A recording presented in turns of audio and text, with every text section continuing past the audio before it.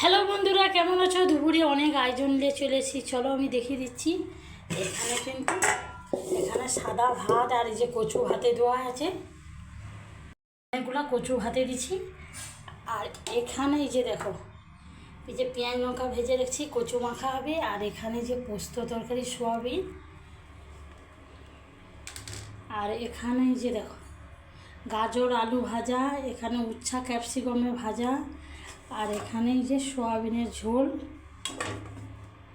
এই দুপুরে এই আয়োজন করেছি।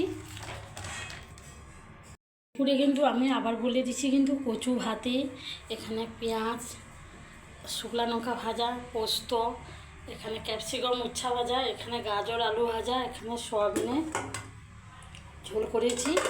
আর কি কর, রোজ রোজ মাছ মাংস ভালো লাগেনি, এটা নিরামের উপরে করেছি।